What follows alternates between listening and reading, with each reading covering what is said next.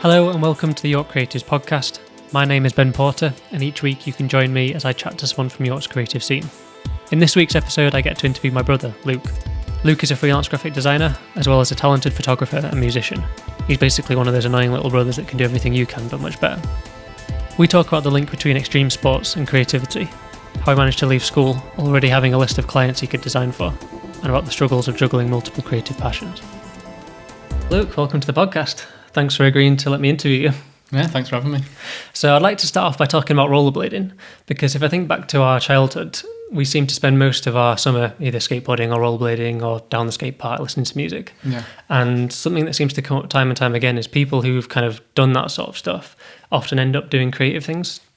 Do you see any link in that yourself? Do you feel like there's been any kind of influence in your work that's come from maybe trying extreme sports or those kind of things? Yeah, it's not really something I've thought about much before, but now you say it, probably a lot of the kids who rollerbladed and skateboard and BMX'd and did all that kind of stuff were the ones who kind of wanted that alternative outlet. It makes sense that they'd want to do kind of creative or alternative things for their career or hobbies when they grow up. So, do you think there's something as well in it as like, if you're trying something by yourself, you're continually trying to improve yourself, trying to get better? It's a bit different to sort of a team sport where there's like that group mentality of like, you know, working well in a team. Because I always found I enjoyed team sports, like I played football and things like that, but I never got into it as much of sort of like, okay, I'm pushing myself, I'm just trying to get better than I was, rather than trying to beat another team. I never found I was like competitive if I was playing against another team. If we lost, everyone else would be like, you know, getting really mad and angry, and just be like, oh, well, it's just a game. Yeah, I think I've seen that in myself as well, thinking back to rollerblading, because there'd be times when we were at the skate park and I'd just keep doing the same trick for hours and trying to do it, or once I've been able to do it, get better at doing it and make it look nicer or go higher or spin more or whatever it was. Yeah, and I guess that kind of translates into other things in life when you're trying to learn creative skills or trying to kind of hone your craft. I guess it's the same mentality of doing things over and over again to get better at them. So tell me about your work then. So if somebody that you've never met says, what do you do? How do you respond? Because you're someone who does lots of different things, and it's always that thing of like, am I this, am I that? Do I put myself into a box? But what do you say? I generally say I'm a freelance graphic designer because that's mainly what I do. But if we get chatting a bit more, I'll kind of describe that I do photography and animation and illustration and some film work as well. So I guess I could just say I'm a creative or creator, but that doesn't really describe very much what I do. What do you think it is that has enabled you to turn, I guess, what was a hobby into earning an income? Because that's something lots of people try to do, but not many people can make it work. Whereas you seem to have clients by the time you left school. Talk us through that process of what you did. Yeah. So it started, as you said, as a hobby. I started when I was kind of mid-secondary school, kind of learning how to use Photoshop and Illustrator and Premiere and all them Adobe programs, just kind of out of curiosity of how they work and what I could make with them. How were you learning? Just trial and error, or were there particular resources, YouTube tutorials? Yeah, YouTube was a big help. I could kind of, if I'd seen something that someone else had made and I thought, oh, that's cool, I'd kind of try and describe it the best I could and put that into YouTube and see if there are any tutorials to be able to do that. And so a lot of them were helpful on YouTube. And so, yeah, I'd be kind of doing them over and over again, a lot of the time not having a purpose for what I was creating, just doing it for fun and kind of seeing how I could push myself to create new things. And then from that, obviously, the more you do that, the better you get. And also the more, I guess, original your ideas become, because you're not just copying things that you've seen other people do, but you're taking the skills that you've learnt whilst doing them and applying them to your own vision and your own way of creating. So yeah, I guess I just kept doing that, and kind of friends and family saw that I enjoyed that and started to get better at it. And then the odd person had kind of asked me to, you know, do a poster for them or a logo for them or something, and it'd start out with kind of £5 or £10 per project, which to me as kind of a 14, 15-year-old was great. And it got to a point where at school my friends would be, you know, working in a cafe or something on a Saturday, and I could be sat at home on my laptop and probably earning just as much money. So that was pretty good. And then it just kind of grew from there. So the more work I did, the more experience I had, and the more things from my portfolio I had. So then kind of grew to bigger clients, and obviously clients who could pay more. that's basically how I've got to where I am today. So going back to that early stage before you were charging, or you were just charging very little, what was it that drew you to it? What were you thinking, when you thought, oh, I'm going to spend my evening learning how to do graphic design rather than playing on an Xbox? Or what's the thought process? I think it goes back to the thing of wanting to have something to show for the time that I've spent doing something.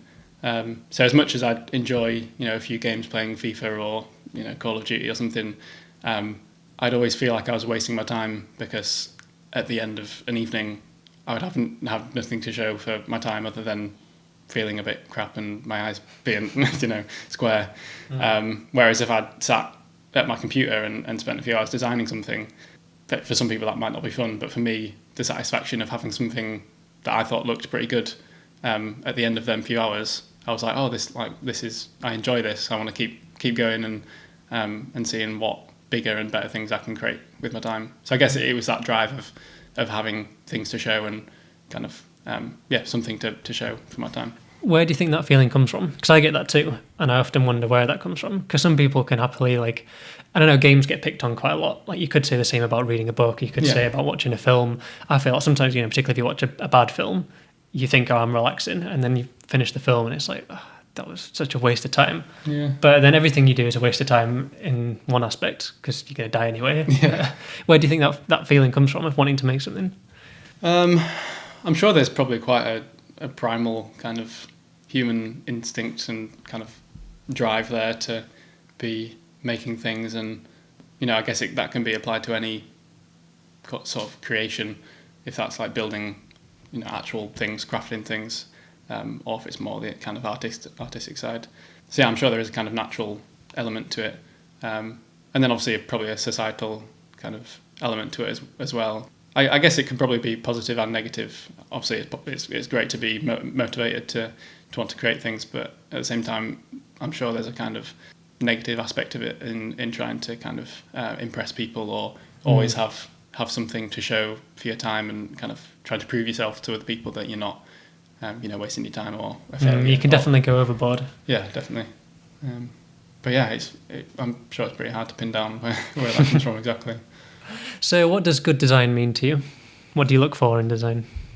It changes a lot depending on what you're designing, but good design is definitely something that works and is functional for its use, and also looks good and appealing. So if you take a logo, for example, then a good logo is obviously something that describes or represents the company and is a very clear and distinctive mark for them and what they do, but also it's appealing, so someone looks at it and think, oh wow, like I like that's appealing to me, and therefore that's going to be memorable for them. So yeah, I think it's that dual thing of being functional but also looking good.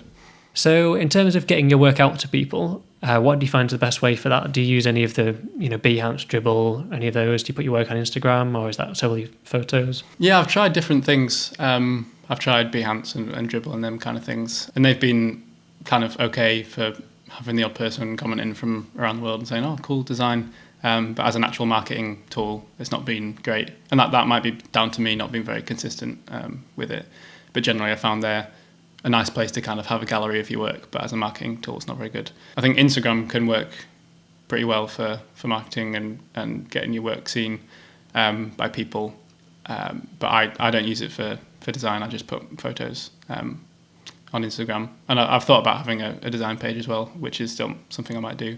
But yeah, generally with marketing, I don't do much active marketing, putting my work out. A lot of it's word of mouth and people coming to me, which is a great position to be in, and it's quite lucky. Do you find you get many repeat clients through that?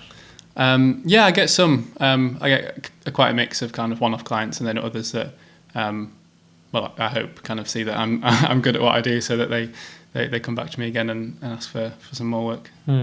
So something I was going to ask you about, and we've already been talking about this a bit this week, is you're sort of at the stage where you're really good at design, but you still have those kind of external things saying, oh, what I should be doing more photography, I should be doing more of this, I should be doing more of that.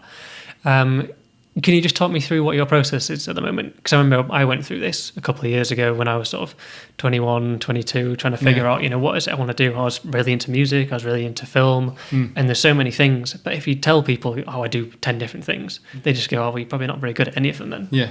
And particularly to people you're trying to market your services to, they don't want to know that you're a filmmaker and a designer, and even though you are very capable of them all. Yeah, it's definitely a hard one. I think at the moment I'm a bit reluctant to narrow down to just one thing, just because my money comes from probably 4 or 5 different aspects of creativity. So I could be designing a logo one day and then doing some animation and then taking photos and then being a video editor, and I've flipped between quite a few. So if I was just to kind of block out everything else and just focus on one, in the long term that might be beneficial. But at the moment I'm thinking that might cut my income massively. So that's quite a scary step to take. Well, it isn't. I mean, you can stop marketing yourself as multiple things without cutting the work out. Yeah. So, for example, me and Ollie at Hewitt and Walker, we just do film. But if someone comes to us and say, "Can you do photography?" we can do that, but we don't spend any time marketing it. Yeah. So it's how you present yourself and what you actually do can be 2 different things, because you can have multiple companies, multiple avenues. Yeah. But it's that main thing. It's when you introduce yourself to someone, what do you say you are? Yeah. Which I guess you've kind of worked out as design, but it's still a difficult thing, isn't it? Being bombarded with all these different ideas. Yeah, and I guess as well, if you make the decision to focus on one, but you may not have much experience in that, if you then start saying, "Oh, hi, I'm Luke, I'm a photographer," and they're like, "Oh, great, can I see some of your work?" And actually, I've had tons of experience being a designer, but none of being a photographer, then it's hard to kind of justify calling yourself a photographer and trying to go that direction. So how do you find living in York and working here then? Do you know many other designers? Do you feel it's good for what you do? Do you feel it's difficult? Yeah, I think York's a great place. I think increasingly for creative people, it's a great place to be. I know, a few other designers, really good designers in York. Yeah, I did an internship a couple of years ago now. I think it was when I was still in school with United by Design in York, and there's some fantastic designers doing some really great design and branding work. And I still kind of follow them on social media and see what they're doing, and they're doing some great things. You need to get involved with the guild. Yeah, I do. Yeah, you've been saying for ages. I've just wanted it. But. As does anybody watching, join the Guild of Media Arts. There's your plug. Yeah. So what about the creative scene as a whole? Like, what do you think we're doing well? What do you think could be better? A great thing about York is that we have such a history and heritage of creativity and beautiful things. Obviously, you can see it in the architecture and the art and sculptures that are around York. So it's cool that we've got that heritage that we can build on. And I think maybe in the past we've rested too much on that and kind of defined ourselves by being York, the historic place. But yeah, I think increasingly we're kind of taking that and celebrating that, but at the same time making room for new creative things to happen, which is cool. So what's next for you this year? I think, definitely to keep building up my freelance work, to keep working with the clients I've got, and also to get some new clients and be working on some bigger and better projects. And I think also maybe working on some smaller side projects that could start to build up over time to some more income. So things like getting some prints done of illustrations and other ways of kind of having more of a productized way of earning money rather than just trading time for money. Passive income. Yeah, basically, which I'm no expert at, but would like to learn more about and see if that's something I can actually earn some money from. Mm. I'm sure you'll be able to do it. You seem to be doing everything else quite well. Cool, thanks. Cool. So if people want to find some of your design work, if they want to get in touch, what's the best way for them to do that? Well, my website, luke-porter.co.uk, that's got design and photography stuff on it. Also Instagram, _Luke Porter, there's some photography stuff on there. And then email address, I guess, hi@luke-porter.co.uk for any questions or queries. Cool. And you're happy for us to put all the links in the description? Yeah. Great. Well, thanks for being on the podcast. Yeah, no worries. Thanks.